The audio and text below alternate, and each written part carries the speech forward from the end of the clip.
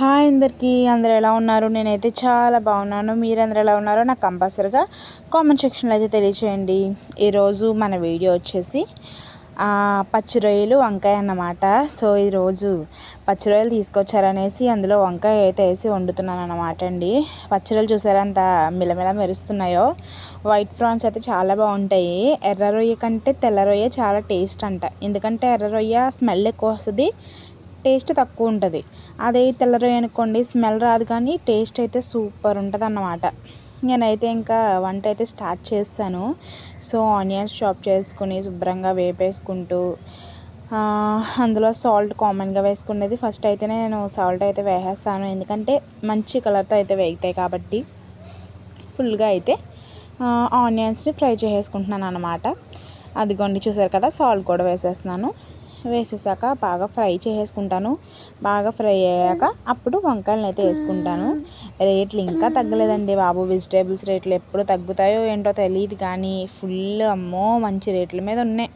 అసలు కేజీ ఉల్లిపాయలు 50 రూపాయలు అంటండి. 2 కేజీలు 100 అంట. అవి కూడా చిన్ని ఉల్లిపాయలు వస్తున్నాయి. అవి కొయ్యాలంటే చాలా టైం పడుతుంది. ఆ కొయ్యడానికి ఇసుకొచ్చి ఇంక నేను కొయ్యలేనండని పెద్ద ఉల్లిపాయలే తెప్పించేస్తున్నాను. పెద్ద ఉల్లిపాయలు తెస్తే జస్ట్ అవి ఒక 2, 3, 4 వేసుకుంటే, అంటే కూరని బట్టి వేసుకుంటే సరిపోతుంది. అదేననుకోండి, చిన్న ఉల్లిపాయలు అనుకోండి, తొక్క తీసేసరికి సరిపోతుంది మొత్తం. అంటే ఉల్లిపాయలు తక్కువ వస్తేనే దాని వేస్ట్ ఎక్కువ వస్తుంది అనమాట. సో సరే కదా అనేసి ఇంకెలా ఇదైతే అదైందని పెద్ద ఆనియన్స్ తప్పించి మొత్తానికి చాప్ చేసేసి కర్రీ అయితే ప్రిపేర్ చేస్తున్నాను అన్నమాట. నేనైతే ఎక్కువ ఆనియన్స్ ఫ్రై అయ్యేదే చూపిస్తాను, ఎందుకంటే ఎంత బాగా ఫ్రై చేసుకుంటే అంత కర్రీ అయితే టేస్ట్ వస్తుంది.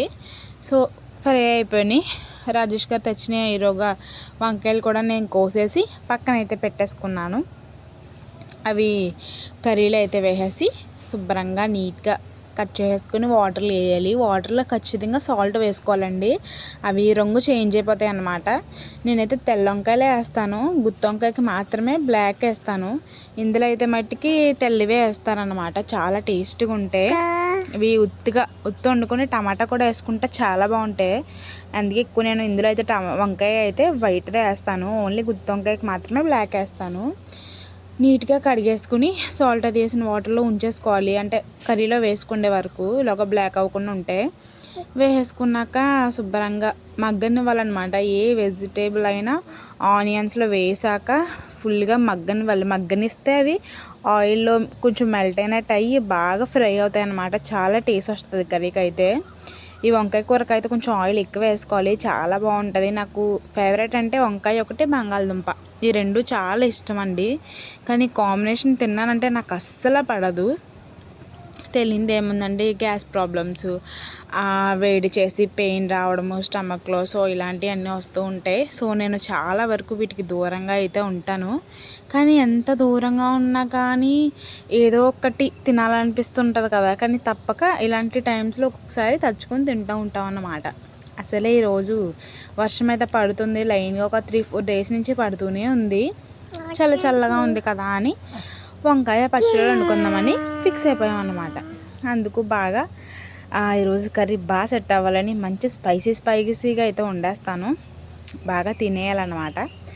సో అలా అయితే బాగా మగ్గనిచ్చుకొని మూత కూడా పెట్టేసుకోవాలి. పెట్టేసుకుంటే అంటే సిమ్లో పెట్టుకున్న పర్లేదు, హైలో అయితే దగ్గరుండి చూసుకుంటూ ఉండాలి, ఎందుకంటే అడుగట్టేస్తూ ఉంటాయి అన్నమాట. అదే సిమ్లో పెడితే కాసేపు ఉంచినా పర్వాలేదు. నేనైతే తొందరగా అక్కడే ఉంచుని అన్ని తాలింపు పెట్టేస్తాను. సో బాగా మగ్గనిస్తూ కలుపుకుంటూ ఉంటే మంచి టేస్ట్ అయితే వస్తుంది కర్రీకి. సో అలా అన్నమాట, మంచిగా స్మెల్ అయితే భలే వచ్చేస్తుంది అన్నమాట. ఈలోగా మనం ఏమైనా చిన్న వర్క్స్ ఉంటే పూర్తి చేసుకుంటున్నాను. ఈరోజు మన కర్రీలో స్పెషల్ ఏంటంటే రాజేష్ గారే రొయ్యలు చేశారన్నమాట.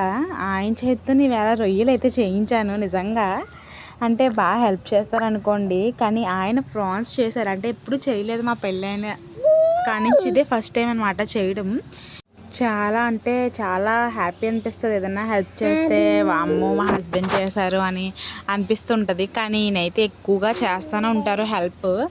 సో అందుకు నేను ఈరోజు ముఖ్యంగా ఏంటంటే ఫ్రాన్స్ గురించి అయితే నేను చాలా హ్యాపీగా అనుకుంటాను. ఎందుకంటే నేను వంట చేసుకుంటాను, మిగిలిన పనులు వర్క్ చేస్తాను, మీరు చేయండి అంటే సరే చేస్తానని ఆయన వచ్చి హెల్ప్ చేస్తానన్నారన్నమాట. సో నేను ఇంకా అందుకు చాలా హ్యాపీగా అయితే అనిపించింది నాకైతేని. ఎలా అయినా భర్త సపోర్ట్ ఉంటే ఏదైనా చేయొచ్చు అంటారు కదండి. సో అలా అన్నమాట.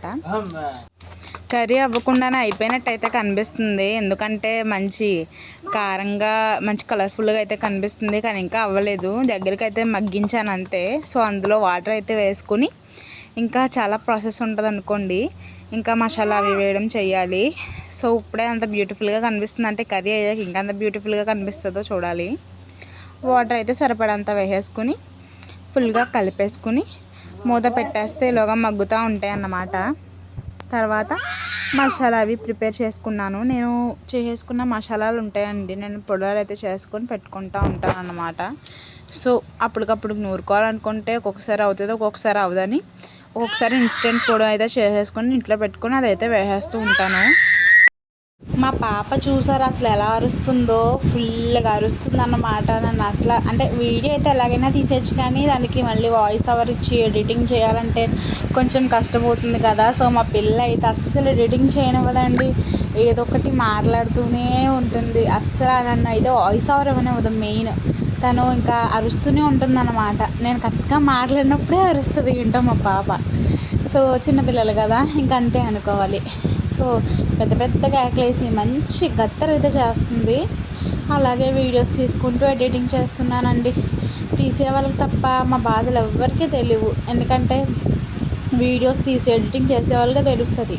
అసలు ఏముంది వీళ్ళు వీడియోస్ తీసి పెట్టేస్తారని అనుకుంటారు, కానీ వీడియోస్ తీయడం అయితే ఒక వంతు అయితే దాన్ని ఎడిటింగ్ చేయడం ఒక వంతు. చాలా చాలా టైం తీసుకుంటాం, ఎందుకంటే ఎడిటింగ్ అంత తొందరగా అవ్వదు కాబట్టి.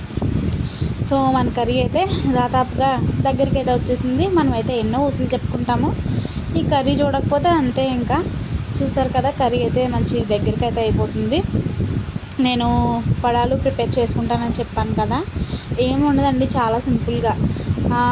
నేను ఎలా ప్రిపేర్ చేసుకోవడం స్టార్ట్ చేశానంటే, మా రియగాడి బర్త్డేకి అయితే చాలా వరకు వేసిన పొడులు అన్నీ ఉండిపోయినాయి అనమాట, అంటే మసాలా పొడులు కట్టాను.